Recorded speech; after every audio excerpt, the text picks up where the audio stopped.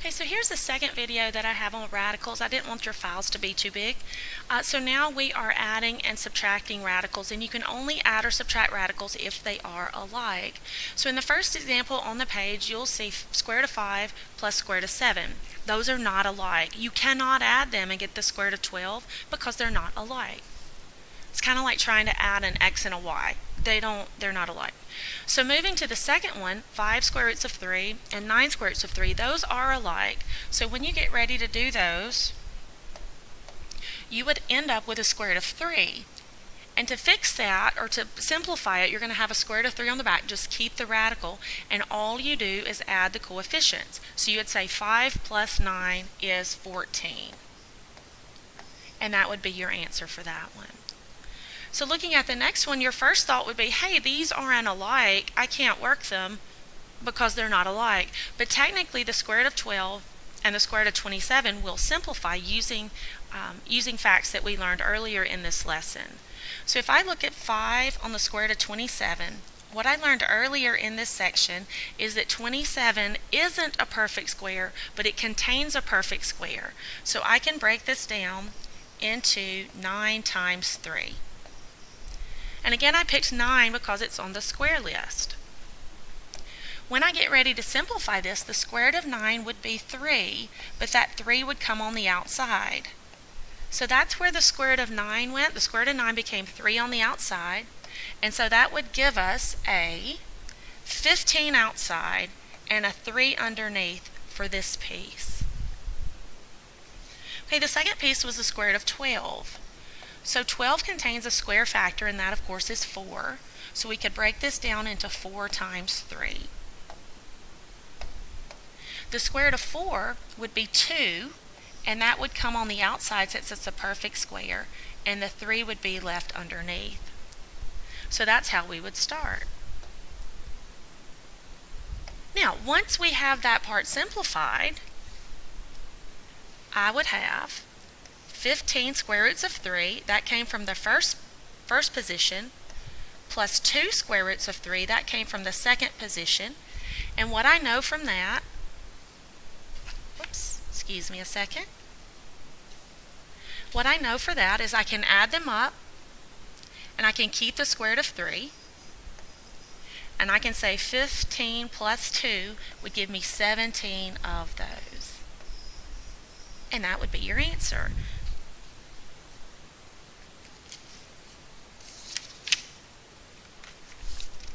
Okay, the next one's a little tougher, but we can still work it.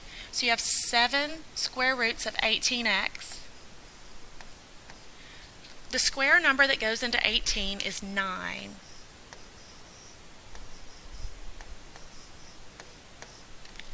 When I get ready to simplify that, the square root of 9 would be 3, and that 3 comes outside.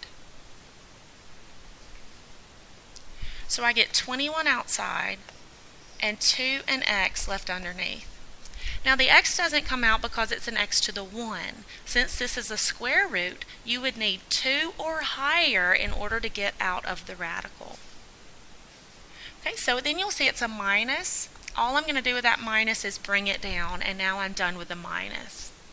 My second term is 5 square root of 8x. If I look to see what I can break the 8 down into, that's a perfect square, it would be 4 and 2.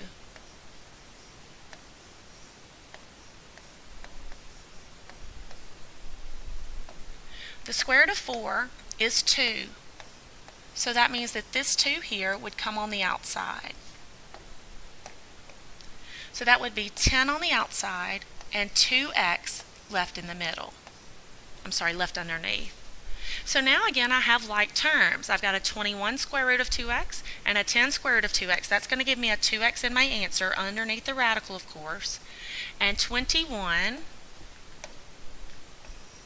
minus 10 would give me the 11.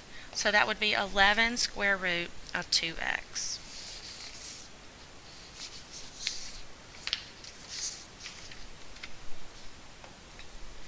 Your next concept is called rationalize the denominator. Rationalize is a big funny word that means get the radical out, and denominator means bottom. So if you were talking about this particular concept, it was get the radical out of the bottom. Now you have two different problems here. One has a single term in the bottom, and this second one has two terms in the bottom. And based upon that, you treat these differently. Okay, if it has one term in the bottom, what you're going to do is multiply it by itself. If I put a square root of 3 in the bottom, I have to also put a square root of 3 in the top. So if I simplify this, I'd have a 5 outside and a square root of 3 underneath. Looking at the bottom, I have a 3 and a 3. Well, 3 and 3, they're both underneath, so that would be 3 times 3 underneath, which would be 9 underneath. Well, the square root of 9 is 3. So you'd have 5 square roots of 3 on the top, a whole number 3 on the bottom, and that would be your answer. Remember, your goal was to get the radical out of the bottom, and we were successful. Okay, if it has two terms, you multiply by something called the conjugate. And what the conjugate is it's the same exact two terms with the opposite sign in the middle, and you want the opposite sign so that things cancel out. So if I look at this particular problem, I would take a 4 and I would take a square root of 5, but I would pick the opposite sign. Right now, what I have is a positive 4. I have a positive in between the two terms, so I would want to take a negative. That way the signs are opposite. If I multiply on the bottom by 4 minus square root of 5, I have to also multiply on the top by 4 minus square root of 5.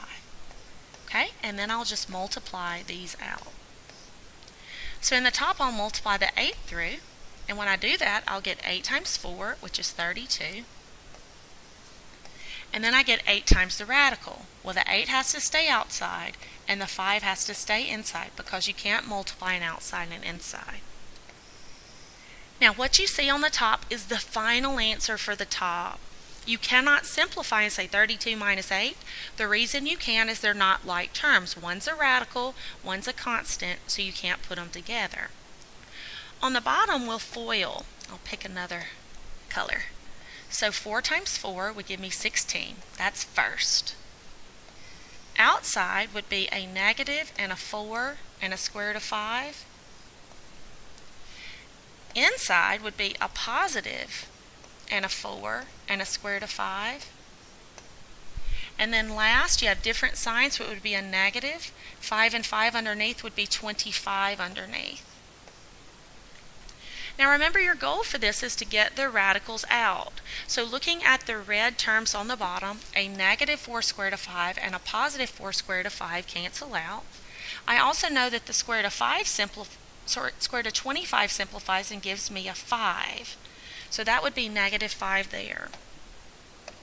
So if I clean it up, I'm going to get 32 minus 8 square roots of 5 all over 16 minus 5 would be 11. Now remember, my goal was to get the radical out of the bottom. I have done that, and that's what I was looking to do.